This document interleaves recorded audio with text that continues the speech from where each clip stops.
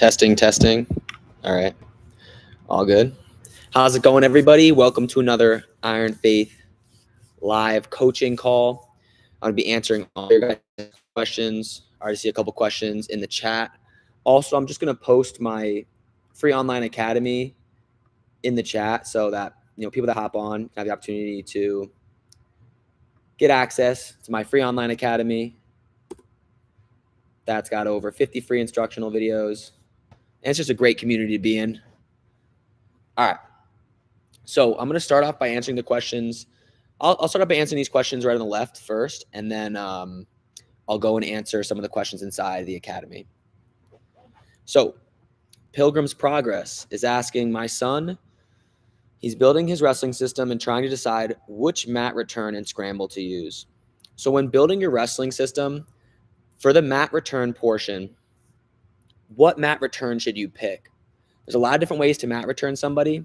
I do recommend that you at least know a lifting mat return. So I think lifting from behind and lifting from the side, everyone should know that because it will give you explosiveness in your mat returns and just in your training. So it'll get you stronger if you work that mat return. It also, when you pick someone up and slam them, it really messes with their motivation. Like not motivation, but it starts breaking their will. So if you can pick them up and slam them, it's definitely ideal. Now, as far as some of the other mat returns, you can do it based off of maybe what your son does on top. If he's a leg rider, he can maybe do a broomstick mat return. If he's a crab rider, he can maybe pull a crab ride. If he likes tilts, maybe he can do a standing tilt. So those are my general advices. My favorite ones were a lift on the side and a lift from behind, and then I did the knee block mat return. Now, Ricky, you wanted me to talk more about my laces system. So here at Iron Faith, we created a belt system where people can level up. And the reason why I created something like this was to help kids learn the techniques that I feel are the most important. So I put down what I think the kids should learn first as level 1. Then as they continue to progress, I have them at level 2, level 3, level 4. It also is based on how well they are competition-wise. I'm not going to have somebody ranked very high that doesn't have the ability to perform well in matches. So it's a combination of that, Ricky. I picked what I thought were the fundamental moves that everyone needs to know. Everyone needs to know single, double, high crotch, sprawls. That's kind of level 1. Level 2, the different finishes. The system is in writing. The easiest way to find the moves, if you go to my playlist on YouTube, so you go to Iron Faith playlist, I have level 1, 2, and 3, 4 playlist of all the moves. So that would be perfect, Ricky, if you ever wanted to just check it out, see what the moves I chose.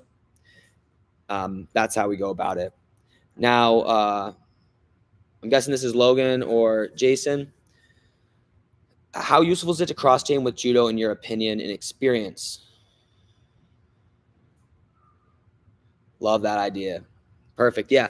As far as judo, I think it's not too bad. I personally did judo for a couple years, 7th grade till my sophomore year. I stopped training judo to focus solely on wrestling my junior, senior, and then obviously into college. I think in an ideal situation, your program that you're in shows throws and you're just doing wrestling or freestyle and Greco-Roman wrestling. So because of my judo background, I'm able to implement throws into my freestyle training that we're going to start in a couple months. And it will help my athletes integrate the throws with their wrestling. I think that's the most ideal situation. If you don't have a coach that knows throws, that can help you with that, and the only way you're going to learn throws is through judo, I think that's a great option as well, to do a couple, maybe do a month of judo a year or however you want to play it out. But again, my personal opinion with judo, even jiu-jitsu, is ideally the coach is well-versed in throws, well-versed in, different pin escape, say for jiu-jitsu, and they're able to implement that right into the practice. So that's my recommendation for that. Okay. Now I'm going to move on to some of the questions inside my free academy. If you guys just joined, I have a free online academy. I put the link right up here. 50 free instructional videos, great community, opportunity to win prizes. It's just the best community you can possibly be in. Just give me a second. I'm just approving some of the people that are requested to come inside the community. All right. So Jeff is asking. Oh, Jeff just posted something saying, yeah, that's not a question. All right. Let me go to a question. All right. Gabe is asking, know when to shoot. I know this is a basic question, but how do you know what to shoot by looking at their leg, or when to shoot? Okay. So Gabe is asking, how do you guys know when to shoot? Right? How do you know the perfect time? This is the way I normally decide when I'm going to shoot. I'm looking for them pushing into me. So that's one indicator. So if I'm pushing into them and I feel pressure back, I will attack the legs, or I will fake or snap. So pressure is a great indicator on when to shoot. Another great indicator on when to shoot is when they're trying to stand up. So if you start pulling on their head and they try to stand up and they start, you feel that tension in the back of your hand from pulling on the collar tie, you feel them trying to stand up and resist the snap down. That's another great opportunity to attack the legs and shoot. When people reach, right, when they reach their hands up towards you, that's a great time to shoot. That's more from the open, I would say. So that's my little spiel on that, Gabe. So if you're looking for a great opportunity to shoot, you're looking for pressure, you're looking for them to stand up, you're looking for them to reach. Those are the general times I'm looking to shoot. Also, maybe if they're stepping, so if they have a rhythm to their movement and they constantly step with their lead leg, that's another great opportunity to attack when they step. Or maybe if you fake on one leg, they're going to down block really hard, and you'll have the other leg open to attack. So that's my recommendation, Gabe.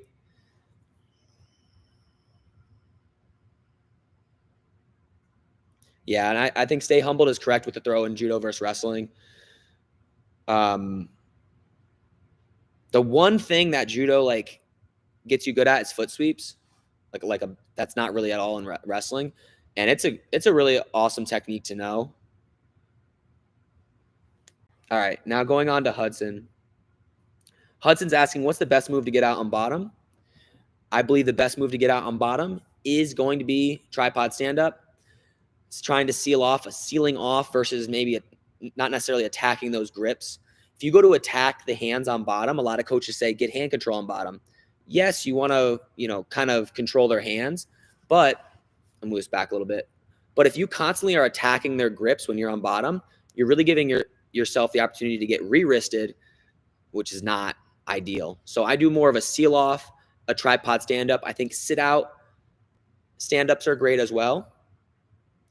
But those are the best escapes on bottom. I also think you really need to know leg reversals.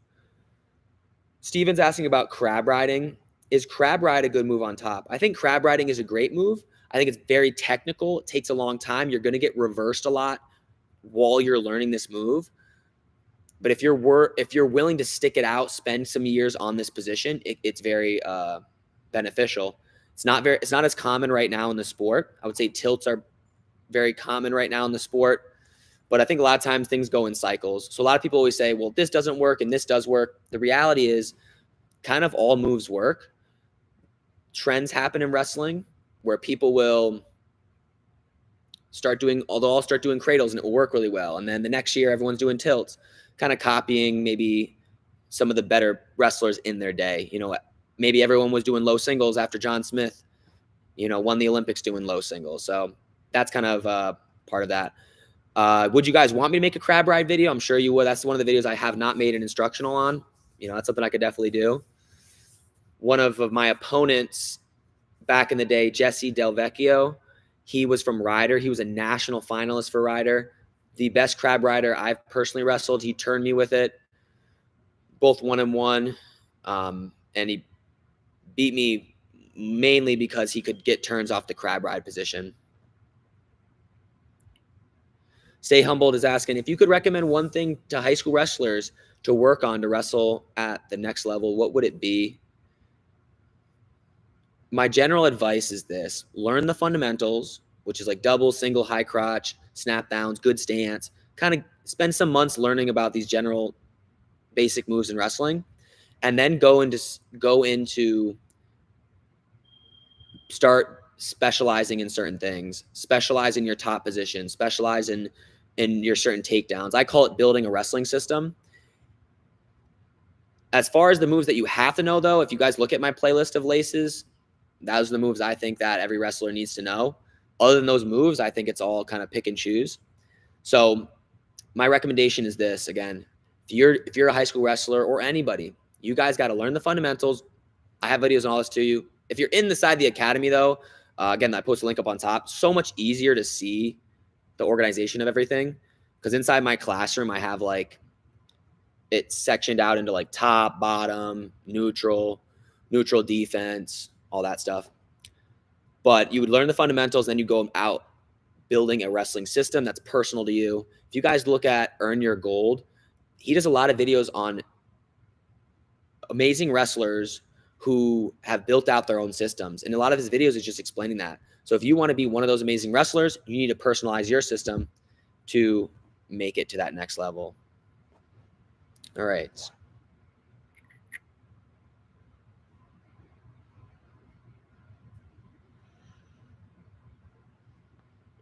Miguel's just asking about stance and motion. You know, how do I do stance and motion, all that stuff, or shadow wrestling. He's new to wrestling.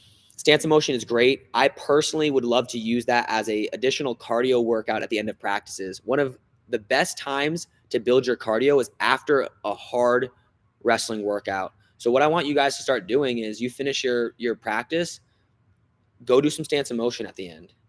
Go do, 3 1.5 minute rounds of stance and motion, fast feet, down blocks, shots. I like doing that a little more than just sprints. Like a very common one that coaches will do is you just finish your practice. All right, let's do 10 sprints, line up on the wall, hit some sprints. I personally like doing the stance and motion. It gets me better at wrestling as well as getting that cardio. And I think I have a video on stance and motion. You can look up, and the reality is, you guys, you look up anything, Iron Faith, and then some technique, Iron Faith wrestling, underhook, Iron Faith wrestling, stance and motion. There's probably a video out there on it. Okay.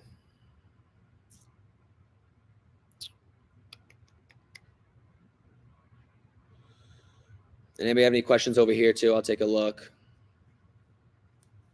I appreciate that. Stay humbled. As far as Jay Robinson's camp, I don't even know if they're still going on right now. I don't know if anybody can confirm whether the J Rob camps are going on.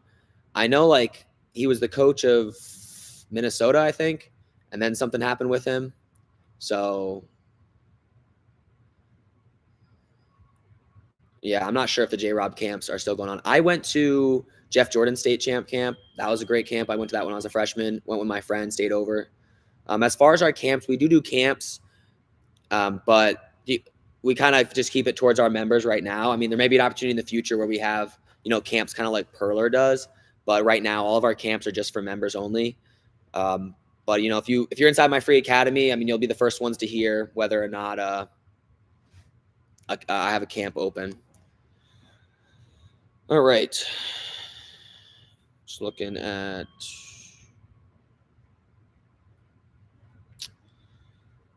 foot in between.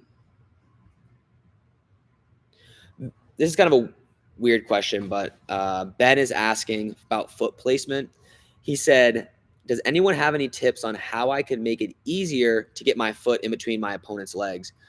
I'm guessing he's asking that because when you shoot a double leg or a high crotch, you want to step your foot as deep as possible in between your opponent's legs. The reason why you want to do that is because your opponent's going to sprawl, and if you don't step deep enough, you're going to get extended once they sprawl. You need to cover a lot of ground. The best advice I can give for somebody that's struggling with that is over-exaggerate it when you drill. Step very big. Take a very big, long step penetration shot when you're hitting your doubles and high crotches. I know it's not super detailed, Ben, but that's what I recommend. You can even do scarecrow drill, which I start out with all my youth wrestlers, where one guy stands like this with their arms spread, legs spread, kind of in a scarecrow or letter T position, and we just hit our doubles, high crotches, and singles, stepping really deep, moving our opponent backwards. If you guys are just joining, feel free to ask questions. This is a Q&A that's going to last hour long. I do them every Tuesdays. Right now I'm answering some of the questions inside my free online academy, and I'll definitely answer questions on the left as well. Okay. And just see, I gotta like organize these posts real quick though.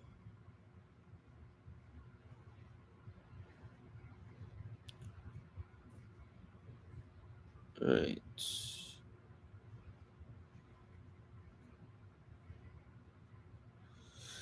All right, we got a question.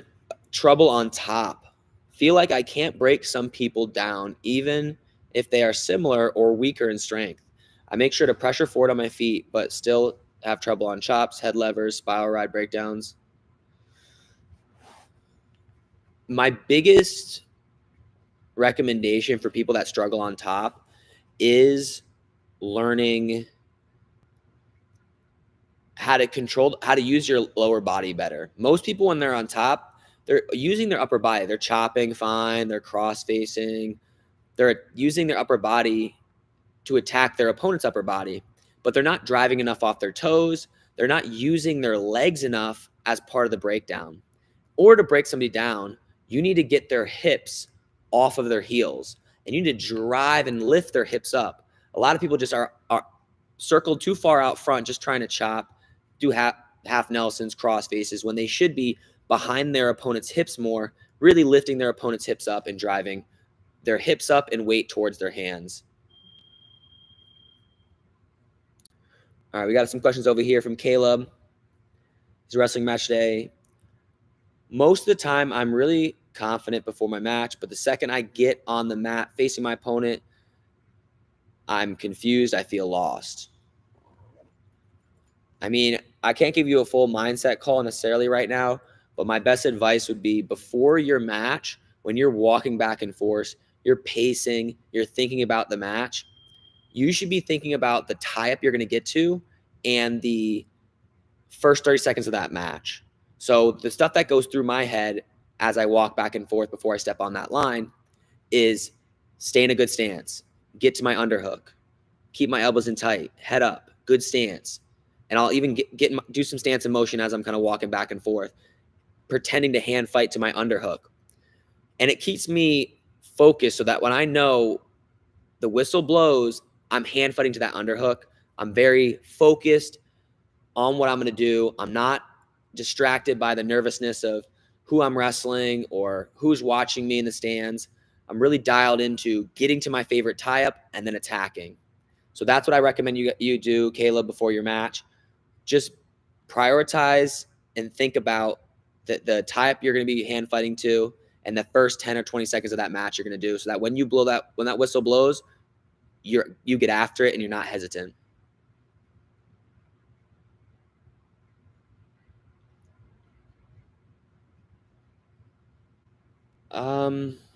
Stay Humbled is asking if there's one theory that works in high school but won't fly at a Division I level. What would it be in your opinion? I mean, it just depends on really it's more the level of wrestler versus not even just high school versus D1. What I mean by that is obviously there's high school athletes that are good enough to place at Division I nationals, like Jax Forrest, Bo Bassett. So there's high school wrestlers that are at the level. So it's less of the age. But as far as like a non-skilled versus skilled, a lot of those positioning matters a lot more, and being very disciplined with the technique matters more. I'll say that. Good technique matters more as you get better. You can get away doing weird random moves you made up to pin your opponents when you're wrestling somebody who's not that good. But as you get better, if you don't have all the details dialed in, you're gonna have trouble scoring. All right.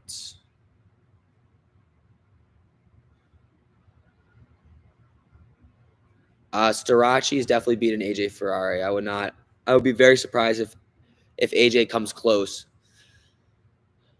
And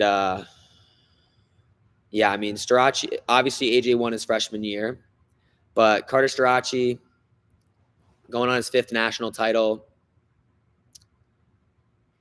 He's in such a better room. Practice partners are so much better. I mean, I don't know who AJ even has to train with necessarily versus like, I mean, AJ's not even at like a Big Ten school, which I think is a disadvantage. You know, when you're at a school, you know, even at, like when I went to Drexel, nobody really All-American, and they haven't had an All-American in a long time. And it's hard to be the first one or to be that guy that finds a way to get to the podium.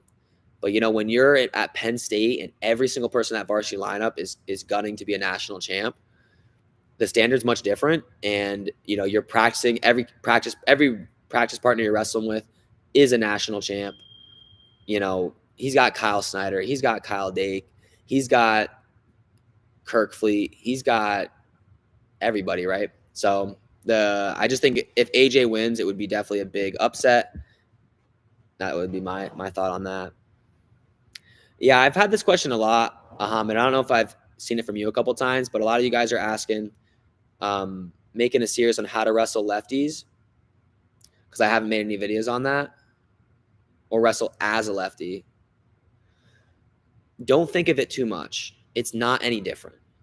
The only difference between lefty and righty that I normally do when I'm wrestling is I'll hit a different attack. This is what I mean, you guys. If I'm wrestling a lefty, okay, his left leg is forward, I'm probably going to shoot to that leg.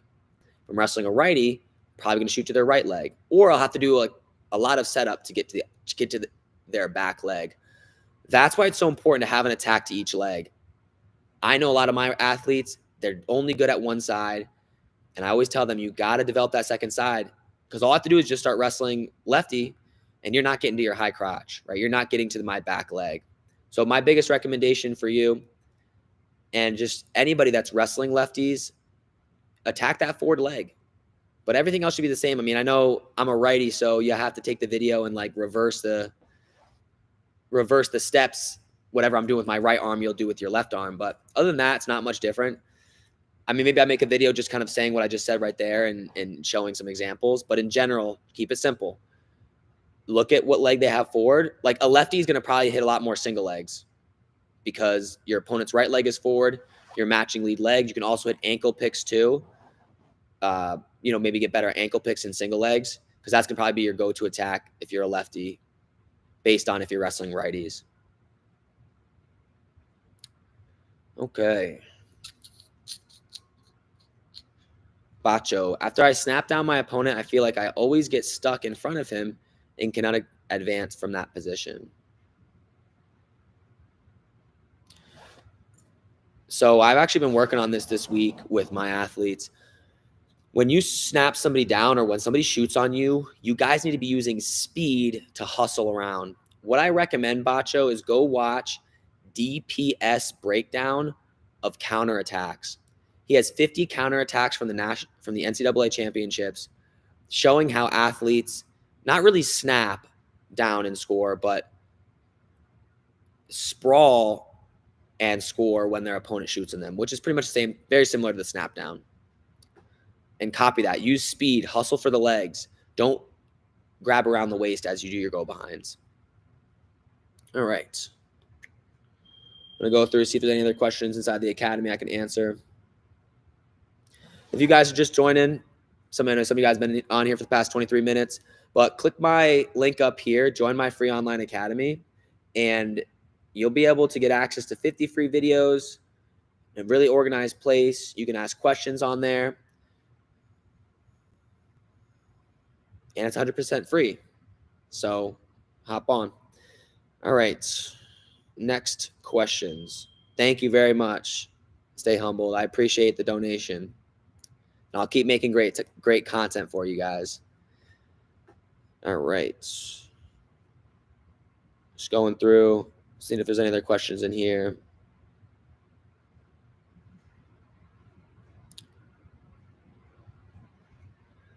This question about energy. Nothing against my coach. He tells me to go all out when I wrestle, but I feel conserving energy when I go to tournament. is something I should incorporate. All right. So Gabriel is asking, hey, I got 5 matches in a tournament. I got to be ready for that finals. I can't use all my energy that first match. I think there's something to that, but I don't think you can think like that going into each match. I think that's maybe a game time thing that you're winning in a match and you end up kind of slowing down the last period because you don't want to gas yourself out. I get that. But if you're in a tournament, you haven't made the finals yet. You don't even know if you're going to win the match in front of you. You can't be conserving energy. I really don't think so. You need to go and win and score as many points as you can. But you should pin quickly. Like you take the guy down to their back, pin him. Get off the mat. If you can get off the mat, get off the mat. So don't waste energy necessarily. But you can't be prepping the match, thinking about 3 matches ahead of you, thinking I've got to conserve my energy if I want to do well in the finals match. So that's my recommendation, you guys. Every match you're stepping out there, giving 100%. You're not thinking about the next match. But if it's a tournament and you have, and even just in general, you have somebody on their back, you're going to get the pin. And a lot of times, if you're scoring points on an opponent, it's better just to get the tech, get the pin, instead of trying to ride out the whole time. So that's my recommendation, you guys. Go out in each match, get after it. Don't hold back for the future matches. I'll tell you a quick story, too, about that. So my brother Steven, we made a video on his system, but he has the record for the most takedowns in a single season for his team. He has 273 or something takedowns in one season. He got the most tech falls that year out of every division in the country. And in his first tournament, he went out and that season and got 10 takedowns, just tech the guy. Took him down, let him up, took him down, let him up. And his coach was like, you got to conserve your energy. You got to get through 4 more matches. You can't just be going out there taking kids down, letting them go.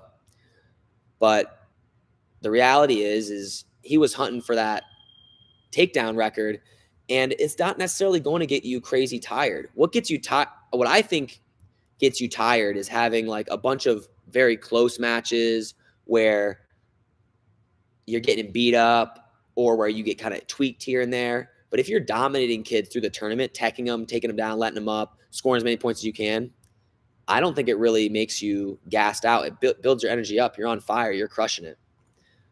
All right. Questions on here. Yeah, and you need to see exactly. I like that advice too for Stay Humbled. Said you got to just get your cardio up. You can't be afraid to get after it. All right.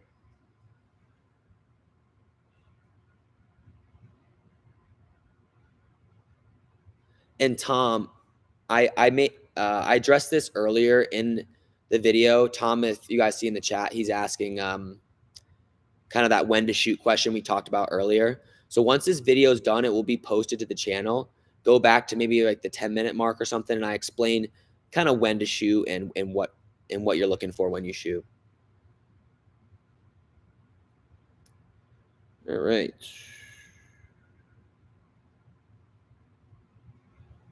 Just looking through my questions right now inside my free online academy. So if you guys aren't a part of it, you can hop on up there in the corner, click that link. All right, so Alex is asking, I'm a freshman and I have a 3-12 varsity record and a 2-2 JV record in Ohio. I want to place at states by my senior year. I don't know if some of you guys watching, you want to place at states, but you have a losing record or you just don't see it as a possibility. This is what Alex is thinking right now. Said this summer I'm planning on lifting, going to club 4 times a week, doing plyometrics for speed and explosiveness, and getting some private lessons. I'm planning on doing that all off season. Do you guys think that's enough or should I work harder? I think at the end of the day, how hard you work and how much work you're going to have to put in is going to be on an individual basis. But I think you'll be able to tell. So Alex and anybody else that's wondering, well, how much work is going to be enough work? If you can compete somewhat regularly, maybe once a month, you'll have indicators throughout your off-season training on if I'm putting in enough work. Do I need to do more? So if you're not improving quick enough, or you feel like you need to improve quicker to be that state champ or place that states the next year, well, maybe you do have to add more or reevaluate your training. Maybe not even add more, but be more focused when you train better, use that hour and a half better, or that 2 hours of practice, however long it might be. So my recommendation, you guys, if you were to max out your training in general, it's 2 workouts a day, taking 1 day off is what, UFC champs are doing, national champs are doing. So that's kind of what I would recommend at the kind of the max. And if you're still not improving quick enough, really look at how to optimize those 2 training sessions you're doing. But if you're doing less than that, because some people don't need to do that much, right? The reality is if we're a state champ last year and you want to be another state champ and you don't really want to be any better, you're more in maintaining, maybe making slight improvements, but you don't have to put as much work in as, say, Alex does, who had a losing record this year. So evaluate where you are, where you want to go to, how much work you think is going to take, and then compete on a regular basis to see whether or not you're achieving that goal. If you feel like you're not achieving that goal quick enough, then I think you should go on and add more work, evaluate your training, see if you can make that a little bit better. So that's my recommendation to you, Alex. And Caleb, you're the man. Thanks for doing the post and making sure that the people in the academy have access to those answers. That's awesome. All right, we got a question. How do I prevent knee injuries? I blew out my meniscus twice, so I don't like to scramble. Totally understand, you guys. I tore both my meniscus and got surgery on both my knees. So I don't know if any of you guys ever gotten injured or had that happen to you. I understand it. And the general recommendation would be this: strengthen the area that got hurt. So, you're going to lift legs. You're going to get your legs strong, build muscle, build mobility around your knees. You're going to go full depth with your squats. Secondly, avoid injuries. Be more perfect with your techniques. Don't force scramble positions. Scrambles happen because your technique is poor in general, right? The scramble wouldn't have happened if you hid your ankles, if you prevented them from grabbing your legs in the first place, if you finished better. So get your technique better, drill perfect. Don't allow the scrambles to happen. If you're in a bad position, let them score. Don't get hurt trying to score points, especially in practice. So those are some recommendations I have for you guys as far as injury stuff. And did you get surgery on your knee? Because I got surgery. I'm going to get a charger real quick, you guys, but I got surgery on my meniscus, and I was only out for like a month because I just got it cut out. If you get it repaired, it's like a lot longer than that.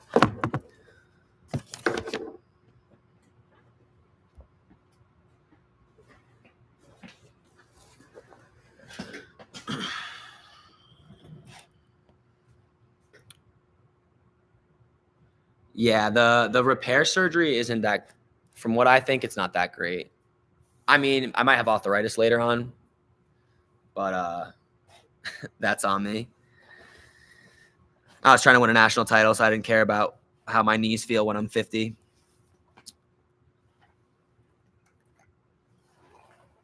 I got a crazy video for you guys coming up, though. It's not technical, and I know I'm gonna keep doing technique videos. That's gonna be the majority of the videos on my channel. But I kind of made a funny one. Like a fun, entertaining one. It's me wrestling for my better high school and college wrestlers blindfolded, and whoever gets the most takedowns on me out of the 4 kids got $100. All right, trying to do that. Trying to do get some entertaining videos in there as well as obviously my 2-hour long instructional videos on how to thumb block or whatever.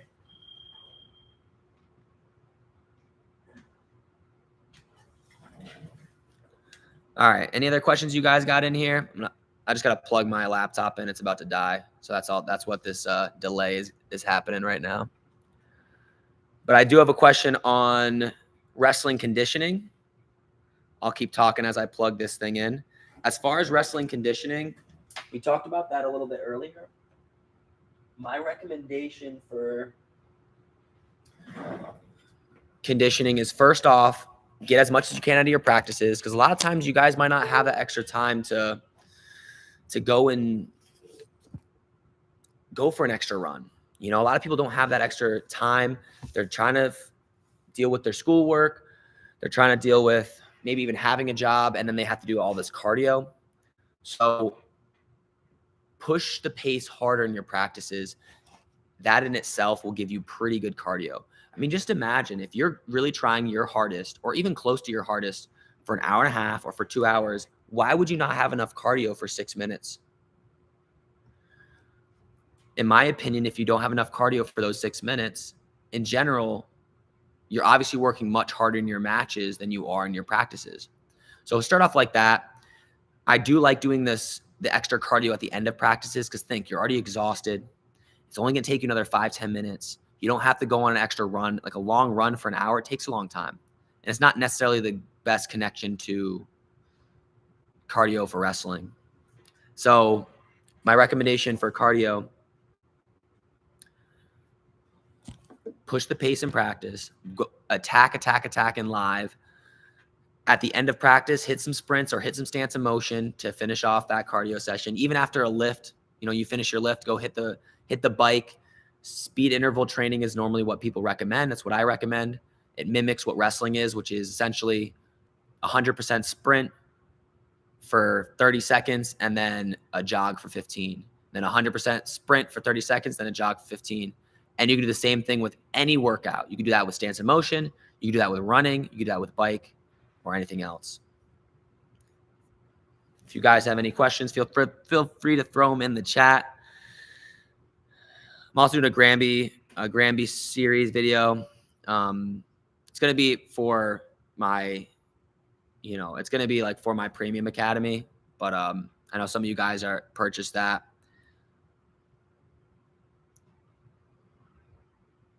I'm also doing a merch drop February 2nd. If you guys want to support Iron Faith and you like rocking the Iron Faith gear, there's one of my embroidered shirts right here. We'll have that dropping February 2nd. It'll be open for about a week. Love to see Javier. Ben. All right. Just answering any other questions you guys might have.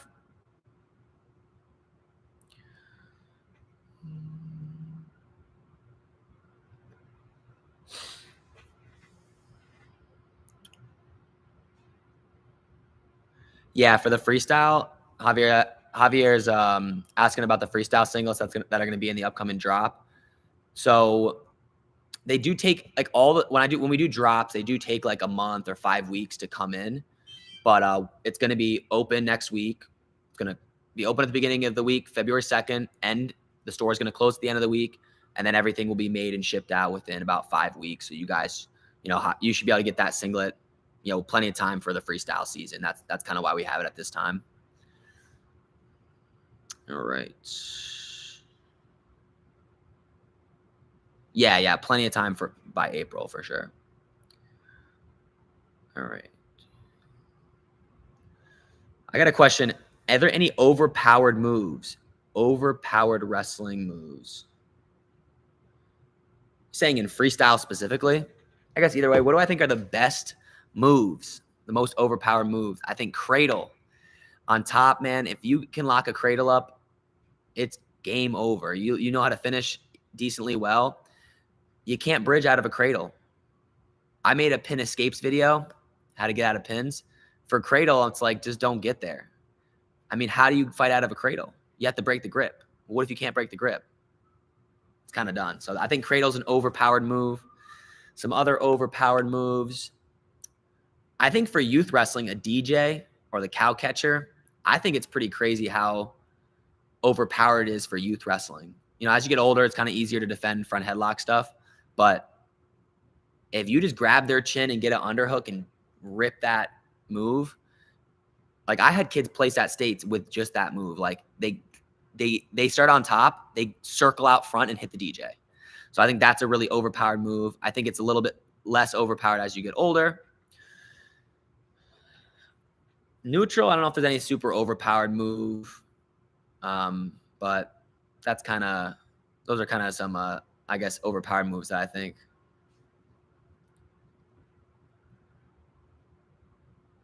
So if you get sick during season, I think just see how the sickness is.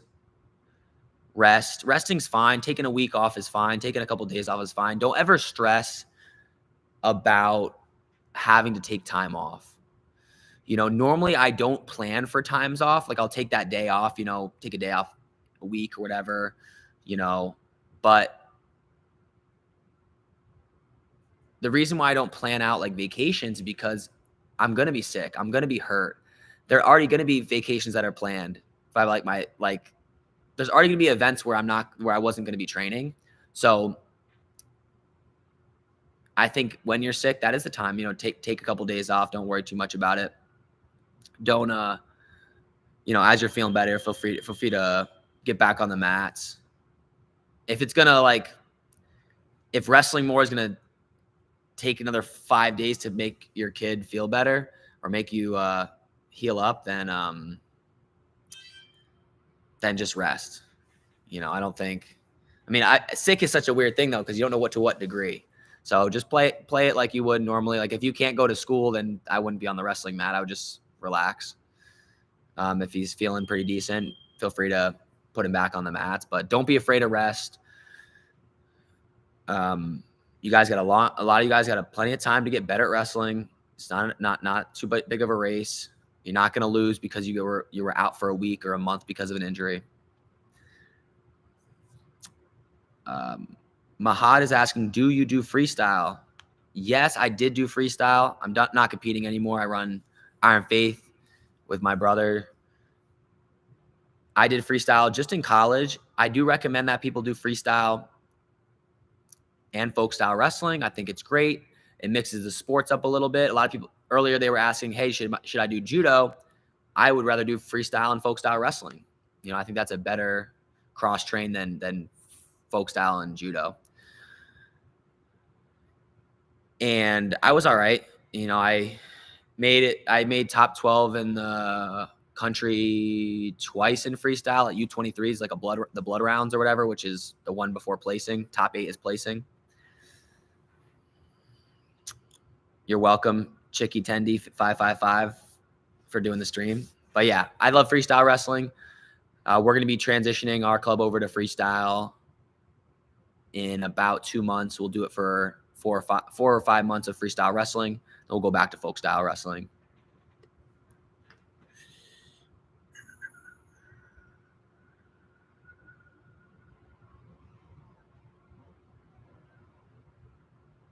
All right. Just answering questions inside my free academy. If you guys aren't a part of it yet, make sure you click the link at the top. I know most of you guys are a part of the academy.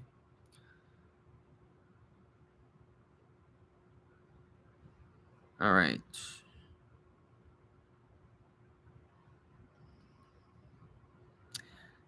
Not Alex. Gabriel is asking about how heavy he should be based off of his height. I'm definitely not an expert in this. He said he's 145 pounds and he's 5'4". I would say that is pretty heavy for how short you are. 5'4", 145. If the general idea is this, if you're jacked, then you're in a good weight class. If you're still fat, then you can lose fat and be lighter. It's simple as that. Like the cutting weight and all that stuff, it's like the cutting the water weight's not a thing. It's like, that's obviously cutting the few pounds to get on weight, all that stuff. But like, as far as like what your natural body should be, you should be a fit human being. You shouldn't be fat.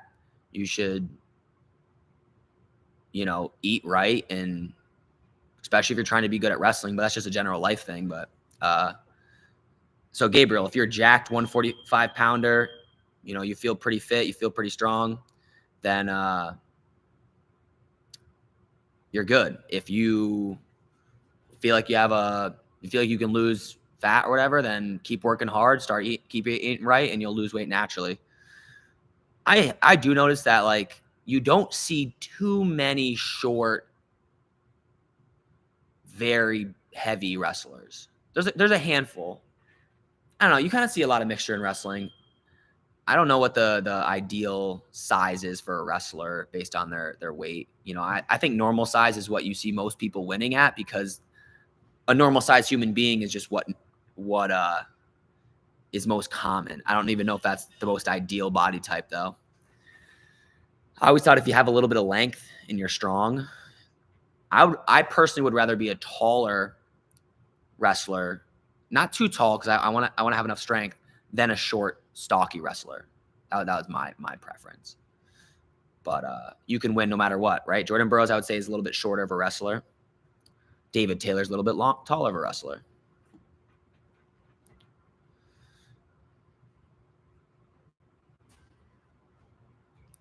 The Russian wrist snap is just mad hard. I mean, you can keep messing with it. It's a feel thing. The general idea with when you guys are learning new moves and you want to get better at them is just find kids that you're much better than and then try it on them first in practice.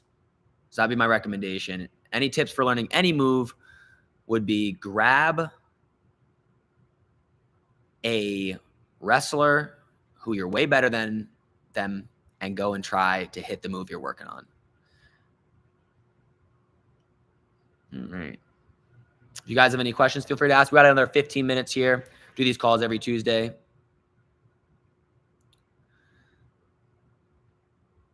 Listening, or what's the best ways to structure my no-gi BJJ sessions? Thanks.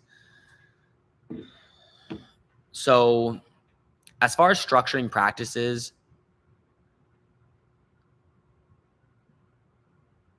normally it's up to a coach, right?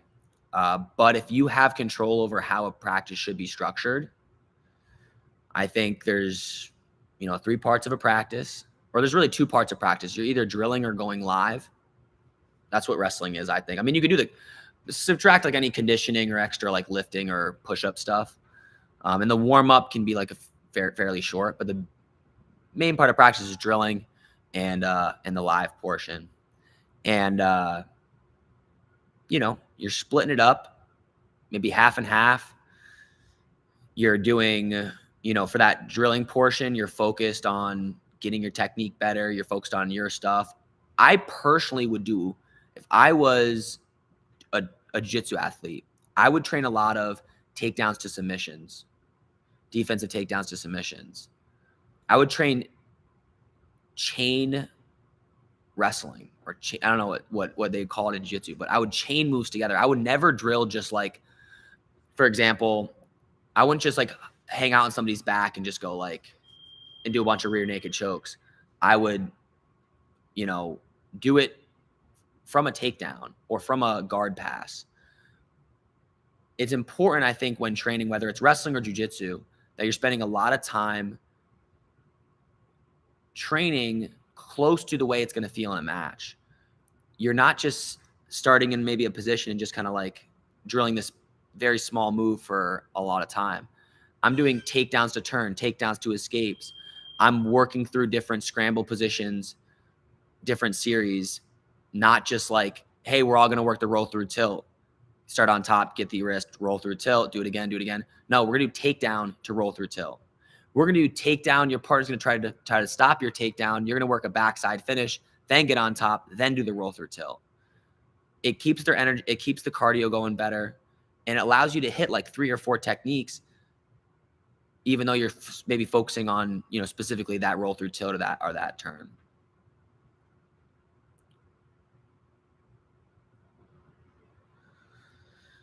Heather, how should I go about learning adding scrambling to my system? First thing, as far as scrambling, I think of scrambling as anything defensive beside the sprawl. Maybe some people think of it as different, and there's technique behind it. So if you go to my free online academy, everything's organized in there. You can also just search Iron Faith and type in a specific scramble. But if you go to my free academy, there's the shot defense course, and there's like a section that says scrambles, and it has a list of all the scramble techniques. So I would recommend joining the online academy. Links at the top, Heather, and going right to the classroom section and going to the scramble courses there. But just to give you a answer here, there are a handful of different scramble positions. There is sit in the corner on somebody. There is funk rolls and far toe scrambles. There is low single defenses. There's defending out the back door. And there's a couple other little positions. Even crotch lock. I haven't went over that one in a video yet, but I'll probably do it with the freestyle video. Just start picking and learning them. Treat them just like any other technique. Like it's just a defensive, it's a technique to defend takedowns. That's what scrambles is. It's not random.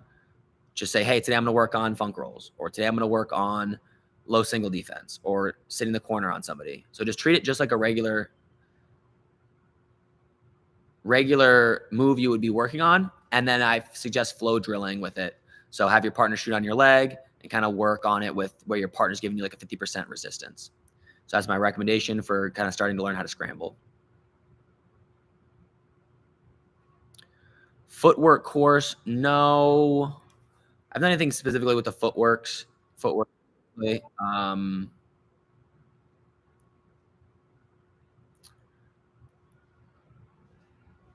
But if you want to know like all my courses, like I said, a lot of them are free.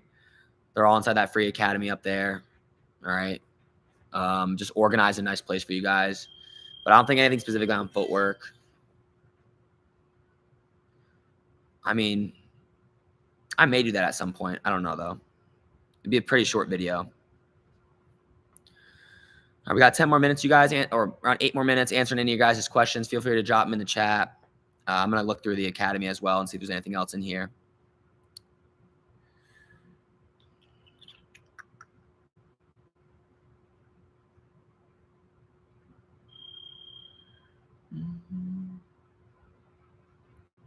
I almost want to show you guys something. I don't know if it would show up on the on my phone, but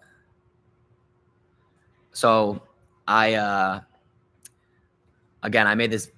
recorded this video yesterday or 2 days ago with four of my better high school and college wrestlers, and I blindfolded myself and wrestled them live. Whoever of the 4 got the most takedowns on me got $100, right? So I made a little video on that. It'll come out in a couple weeks or so. But let me show you the picture of me blindfolded. I look insane because I didn't have like a blindfold. So I just had a plastic bag and tape. So, that is what that was what I was rocking. Tape over my nose too. I couldn't breathe. And it's some good content. You guys will enjoy it. I'll have some other instructional stuff coming out as well soon. Jacob's wondering how to be a beast like me. I don't know, man.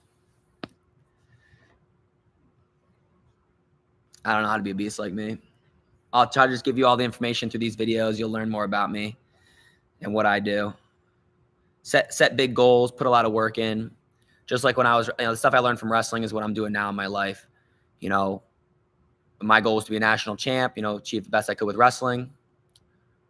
Kind of my career got cut short with COVID. And, now my goal is to impact as many people as possible. I want to impact over 1 million wrestlers. So I want 1 million people on my online academy to help them get better at wrestling. I want to, obviously grow our 2 clubs into the best clubs in the world as far as like as far as like accomplishments. Like I want them to be, the best wrestling clubs in the world. But mainly I'm here to, impact you guys outside of wrestling as well. I want you guys to be putting as much effort as you can into the sport, getting as much as you can out of it, and, being the right type of person so that you can carry that on to the rest of your life. Because, wrestling is going to be for most of you guys isn't going to be your entire life. And, I want you guys to learn the lessons that I've learned, how to deal with the losses, how to deal with that nervousness before matches, how to build that confidence in yourself. Even the confidence of, I think the biggest thing is this: a lot of kids don't believe they can accomplish something big. For example, they just started wrestling. Got a guy like Alex, who is at a losing record that I talked about earlier today. Or some of the wrestlers that come into my club, they were JV, they lost every match. They don't have a lot of confidence in themselves and that they can accomplish anything with their life, really. And I want them to find success, whatever that looks like for them, which means improvement in their wrestling, so that when they finish wrestling, they're like, oh, I improved very quickly in this sport. I can do whatever I set my mind to. Meaning, I have a couple of kids in my club, they were JV, lost every match. 2 years later, they're placing at states. So their whole mindset is now changed to a confident person who's like, oh, I was horrible at this one thing. Now I'm placing at states. No matter what I do later on in life, I have this confidence now. So that's kind of the biggest thing. We try to take kids, whether you're online or in person. I want you guys to break these beliefs you have in yourself that I can't really do it. I'm only going to be, the best I can do is maybe make the varsity lineup or win 50% of my matches. Like, I want to help you prove yourself wrong, to push past a bigger goal, and then what you learn from wrestling, go on and take that into everything else that you do. And that's what I'm trying to do with my life. Hopefully inspiring you guys as well. Jacob says, what's your favorite submission in BJJ from both top and bottom? I wrestled high school and college and transferred to BJJ. I want to also wrestle for the military, so I need to train much more. I'll tell you the truth, you guys. I only did jiu-jitsu for 3 months. I did judo for like 3 or so years when I was in high school. As far as my favorite submission, even in those 3 months, was, I thought, the triangle choke and the arm bar, and I would use them together. And it's just my opinion, but I thought I got pretty good at jiu-jitsu in just 3 months. And I use the same philosophies I do in wrestling, which is pick some moves, specialize in them, figure out your system on how to do it, and force that position. I mean, what if I only focused on just triangles and arm bars for 3 months straight? And I worked harder than everybody else. I did two practices a day for 3 months straight. I can do all the math, but the point being is I'd be pretty good at these 2 submissions. And then what if I was able to just force those positions on everybody? I'm good at takedowns. I can take down and force, mount or side control and get those submissions. So, all right. Got a couple more minutes. If anybody has any other questions. Like I said, I got that video coming out, funny video, and then we'll have some other, I'm planning out some other good ones for you guys. If you haven't already, make sure to join the free online academy. Like I say throughout this entire video, it's great. People love it. I promise. So, yeah, I guess, any other questions? We got Muhammad. What do you think is the best base for MMA? I think wrestling is the best base for MMA, and it's just based off of, like, I don't know if it's even the technical side of it. I think it's more the training. In general, what I hear, and again, I haven't done all the different training, so I can't tell you, like, if it's better than boxing or kickboxing, all that stuff. But what I hear from people in MMA, from interviews, is essentially that wrestlers train harder than other combat sports. They go harder in live. They're tougher. Essentially, a wrestler is just physically tougher because they're used to training harder. They're used to cutting weight more often for matches.